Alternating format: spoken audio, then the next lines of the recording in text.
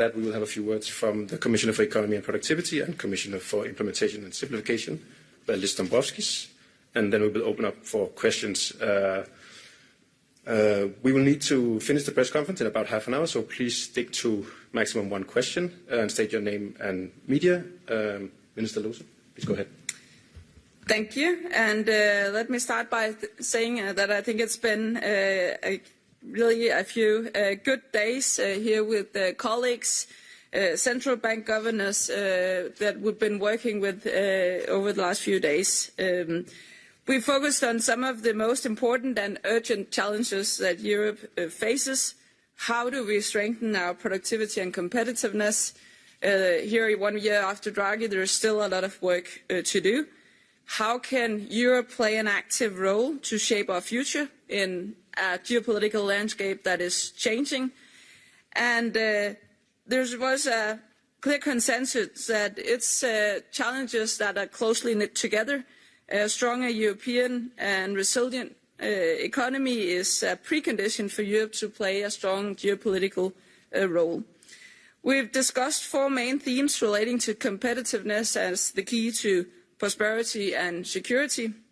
We talked about working methods and overviews of upcoming EU legislation to ensure burden reductions for European businesses. We talked about simpler financial regulation to make it more efficient and less costly. We talked about national structural reforms to strengthen productivity and competitiveness. And finally, we talked about policy actions to shape the future of Europe and the world in the view of the geopolitical developments. On the theme of burden reductions, of course, EU legislation poses huge benefits for all EU countries. It could be a stronger single market, it could be green transition, it could be consumer protection, but burdens on European businesses are high, and it would be nice to have a better forward-looking method and overview of what's actually on the way, so that we can act to bring down burdens. It was a theme that attracted great interest among colleagues, and we would like to continue the work to improve working methods and overview of burdens from new legislation. The aim should be to get new legislation right the first time, and then at some point, hopefully, well, this will then also be done with doing omnibuses when we get it right also in the future. The second theme on simpler financial regulation, we all know why we have made a lot of new regulations since the financial crisis, rightfully so. We need to safeguard financial stability, we need to safeguard our consumers, consumer protection, but it's completely fair to discuss how can the sheer amount and complexity of the regulation be brought down without as I said, giving up on the very important goals of the regulation. We will take that work forward, aiming at some common principles to the ongoing work on simplification, so that we can use that as a stepstone to build a stronger and more efficient capital market in Europe as well. We had a discussion on national structural reforms. They are at least as important as common EU initiatives. Things we do at home is being amplified by what we do together in the EU and the other way around. And we had a very good exchange of views on which national reforms are most important and how to overcome the obstacles there will always be on the road towards reforms and stronger and resilient economies. And then finally, we had a discussion on geopolitics, the geopolitical tension that's rising. Russia's waging a war in Europe, and the international cooperation and trade is under pressure. We have to work closely together in Europe, and we have to do it with like-minded partners to have the power to shape our own future, as well as global developments. It was a really good discussion with good friends being among us, and we are very clear that we need to work closely together, building a strong economy with strategic autonomy and a strong defence, as well as cooperating with like-minded allies outside of the European Union on, for example, free trade, climate. Yeah, this should be my remarks. Thank you, Stephanie. Good afternoon, everyone. Today's meeting saw a broad consensus around the need for Europe to act urgently to strengthen its resilience and strategic autonomy in face of challenging geo-economic and geopolitical developments. Europe must quickly find its place in a changing world to protect its citizens and to secure its long-term prosperity. Recent violations of Union's airspace, including yesterday's outrageous violation of Estonian airspace by Russian MiGs, underlines the need and urgency for Europe to take responsibility for its own security, as well as ramping pressure on Russian aggressor. Sanctions are crippling Russia's war economy. With our 19th sanctions package published yesterday, we propose to further ramp up the pressure on aggressor. We are widening the net in area of trade, financial services, energy and sanctions evasion, and we will not rest until the aggressor is stopped. More broadly, the EU is now taking bold and necessary steps to facilitate investment needed to increase our defence capabilities, including through €150 billion safe instrument and activation of the national escape clause. We also must support Ukraine by covering its financing needs in 2026 and 2027 and help it purchase military equipment it needs to sustain its fight for survival. This is why we continue to work on reparations law. We also need to reduce our strategic dependencies, including through diversifying our trade and deepening our partnerships around the world. Here, I also would like to thank Canada, Norway, the United Kingdom and Ukraine, all represented here today, as some of the EU's most valued partners. In today's world, it's more important than ever that we deepen cooperation among like-minded nations. Finally, we must continue to take decisive action to secure our long-term prosperity by implementing the competitiveness compass and continuing to deliver on the recommendations of the Draghi report.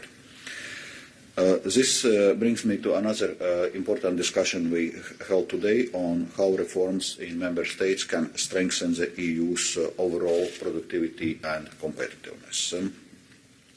Because indeed many of the levers to enhance competitiveness are in the hands of member states in areas like education and skills, labour market policies, taxation, public administration and innovation ecosystems. Reforms by member states are therefore key. The European Commission is committed to play its part in coordinating and encouraging the implementation of such reforms. And the competitiveness compass provides us a comprehensive set of actions to be urgently taken at EU level to complement member states' efforts. These meetings provided also an important opportunity to present and engage in an exchange of the key pillar of the European Union's broader competitiveness agenda, simplification. Since the beginning of the year, we have presented 6 simplification omnibus proposals, including in agriculture, defence, due diligence and sustainability reporting. These proposals will make EU rules simpler, more proportionate and easier to navigate for European businesses, resulting in annual savings of around €8.4 billion. Our overall objective is to simplify administrative procedures to reduce costs by 25% for all companies and 35% for SMEs. This means cutting around €37.5 billion in the annual administrative costs by the end of this Commission's mandate in 2029. Our discussions focused on importance of monitoring the overall economic impact of the EU legislation across different policy areas, and also on how simplification can deliver a more competitive European financial sector. These discussions serve as very useful contributions to our ongoing work. So I'm grateful to Danish Presidency for facilitating these exchanges, recognizing the importance of simplification and supporting the omnibus proposals the Commission has already made. So before I finish, I wanted to once again thank the Danish Presidency for your hospitality and for excellent organization of the meeting. Tusen tak. Tak. Thank you both. Let's go to questions. Yes, yeah. Please wait for the microphone.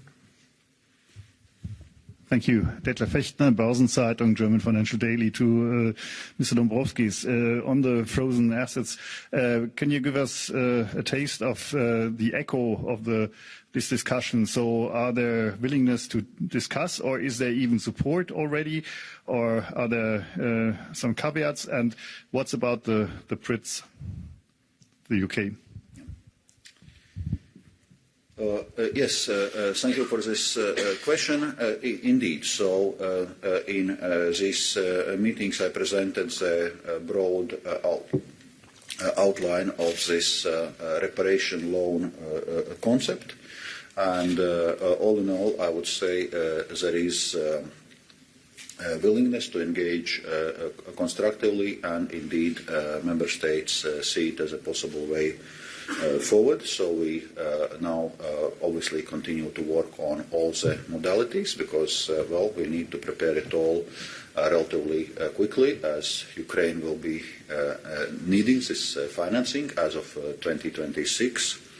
And indeed, we see that this reparations loan approach can be scalable at the G7 level. So we are also raising it with our G7 partners, and indeed, so I had a meeting also with Chancellor Reeves yesterday, and UK is also showing openness to consider a similar approach as the EU's approach. Klaus.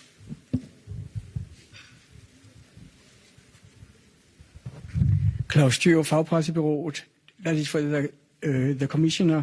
There is a growing criticism, at least in the Danish Parliament, concerning the lack of consequence analysis in many proposals.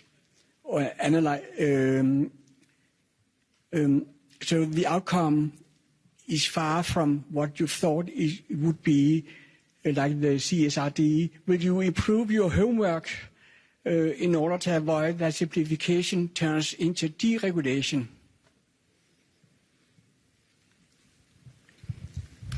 Okay,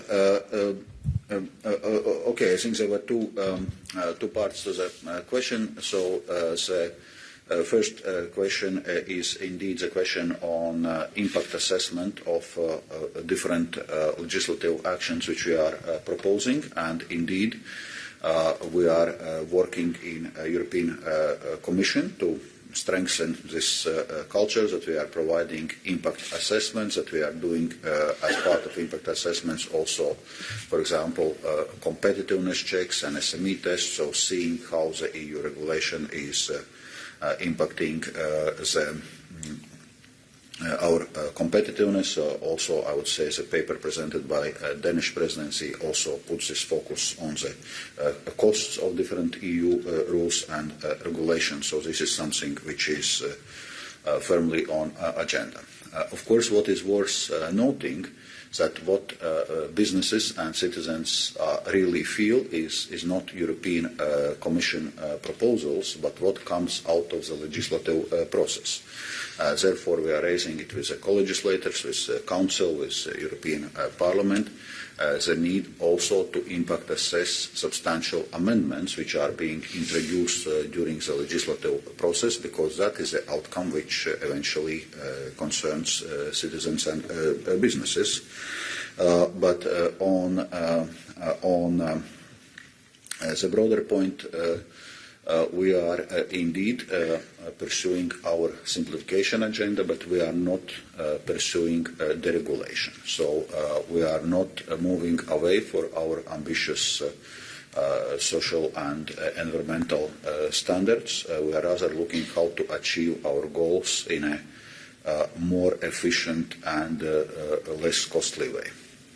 And if I just may add very quickly, as the Commission is saying, it's very important that if we want to have a view not only on simplifying the stock of the EU regulation, but making sure that the new flow has a reasonable proportion between burdens and costs and benefits, then better impact assessments, as the Commission always also says, not only on the Commission proposal, but also on substantial amendments. That is vital, and it's also vital to have an overview on what's actually on the way. So we will be looking forward to working with the Commission onwards from here on that.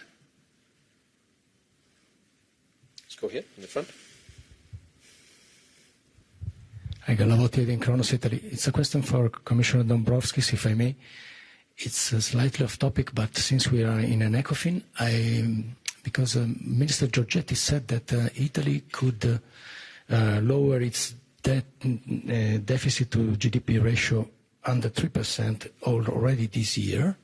I wonder if you think that this forecast is realistic, and if yes, if Italy is bound to exit the excessive deficit procedure next year. Thank you so much. Well, indeed. So that's what has been stated by Italy's government and by Minister Giorgetti, that they are aiming to reduce budget deficit of Italy below 3% of GDP this year. So, and we are welcoming this ambition. And obviously, if that is going to be the case, if Italy brings budget deficit below 3% of GDP, then the excessive deficit procedure can be abrogated, and normally we would do it then. In any case, we'll be doing this assessment in a spring European semester cycle. Let's go over here. Thank you very much. Marta Villar from EconoStream. My question is for Mr. Dombrovskis. It's also slightly off topic, if I may. So ECB Vice President de Guindos' term is up in less than a year. And I wanted to ask you about your thinking regarding gender balance on the executive board, and also finally granting new member states representation in the executive board of the European Central Bank. Thank you. Well, as you know, European Commission has no role in selection process for the European Central Bank vice presidents or executive board members. So, respecting the ECB's independence, I will refrain from commenting this. Paula? Thank you. Also for Commissioner Dombrovskis, yesterday the Commission presented this sanctions package. There has been already reactions indicating that Hungary will not want to go the way suggested by the Commission. Is there a way, a plan B, by which you could seize all imports of Russian oil, which would not require unanimity? Thank you. Well, as regards 19 sanctions package in the area of energy, it doesn't specifically deal with oil, but it deals with LNG. So basically prohibiting the import of LNG, Russian LNG into the EU, and foreseeing certain phase-out period, how it's to be done. But we also have our broader strategy to completely phase out Russian fossil fuels, including oil, where indeed right now Hungary has certain derogation from the sanctions regime, as you know. And we continue to work on this strategy, and the aim is indeed eventually completely move away and decouple from our dependency from Russian fossil fuels. Next to Paula. Hi, I'm Jolanda de Koster from Dutch press agency ANP. I have a question for the Commissioner.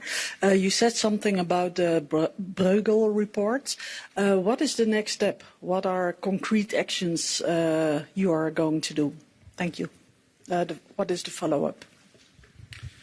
As I was saying, the discussions we are having here on our competitiveness and simplification agenda, on our structural reforms agenda, it all, in a sense, serves as input into the Commission's work and as input for further proposals and actions we'll be preparing, and certainly can also inform certain member states' actions. So I'd say that's the essence and value added of those discussions.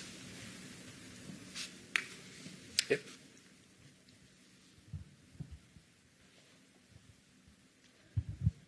Thank you very much, Marco Bresolin, Italian newspaper La Stampa. Again, a question on the reparation loan. Yesterday, President von der Leyen said that the burden should be shared collectively by EU member states, in the sense that member states will have to give guarantees for the eventually bonds that will be issued. I'm wondering whether you are looking for an unanimous support for this, or if this could work also with, let's say, a sort of coalition of the willings. And in that case, for you, the question, if the Danish government is willing to participate. Thank you. As I was mentioning before, we are currently working on all those exact modalities, because indeed one of the elements of those proposals is, as I was explaining yesterday, so basically would separate the Russia's claim on their sovereign assets from cash balances which have been accumulated from those assets, and use those cash balances to provide a reparation loan to Ukraine. But correspondingly, we would need to provide guarantees to the financial institutions on which, in a sense, how a potential liability towards those Russian sovereign assets. So that's where those guarantees come into play. So right now we have presented or outlined the concept. We expect more detailed discussions in next month's ecofin on this subject. I would say the first reactions of member states had been broadly positive, and many member states recognize that it is a possible way forward. But on exact modalities, this is still a work ahead of us in the coming, I would say, weeks rather than months. And without commenting on any concrete proposals at the moment, because that's a step too early, and as the Commissioner said, we'll be returning to this in the coming month, then I can just say in general that the Danish government stands firmly and continuously behind Ukraine. We've done so since the war started, and we will continue to do so. So it will be our top priority to engage constructively with the Commission to find solutions to the financing needs of Ukraine. Politico. Hi, thank you. Catherine Carlson for Politico. On the financial regulation aspect, can you talk about any policies specifically that you're discussing simplifying? I mean, for instance, are you talking about loosening capital requirements for banks or reforming the scope of the SSM, like the ECB's task force on simplification is talking about? Thank you.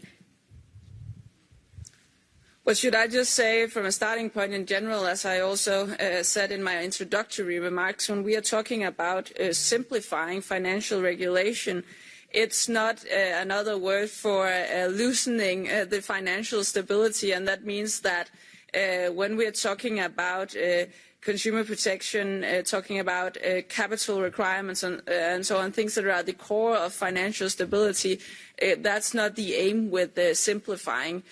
Simplifying could be looking at the different levels of the regulation. It could be looking at reporting requirements and so on. So there's a lot of different ways to approach that, and we will be looking into that, as the Commission is already doing as well. And I think that the report we had made from New Financial shows that there is a potential to address this simplification agenda.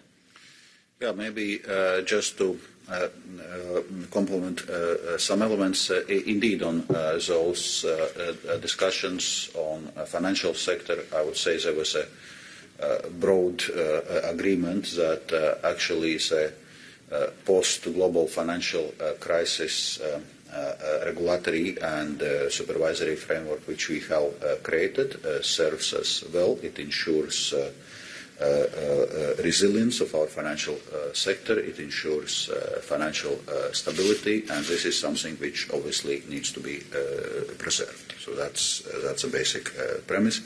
But indeed, we are looking at different aspects where simplification is possible. It's also true that we have now very voluminous legislative body in the area of financial services. There are also certain overlaps and inconsistencies which we can deal with. So at the European Commission level, we are already looking at the simplification in so-called level 2 legislation. Also, Commission is now preparing a communication on the competitiveness, international competitiveness of the EU's banking sector, because we obviously also need to follow the international level playing field issues, and notably in a context how, for example, US will be implementing the finalization of Basel III framework. European Central Bank, as it was noted, is also performing its own simplification exercise for supervision, and we expect their report, if I'm not mistaken, by December this year. There's also work streams on simplification by all three European supervisory authorities, so there is lots of work ongoing, and I would say there's also lots of expectations from industry. So I think we'll be able to deliver on this simplification without undermining the fundamentals of our financial regulation and supervision. So a few minutes left. I think we have time for one more question. No? Then thank you. And thank you for now. Thank you.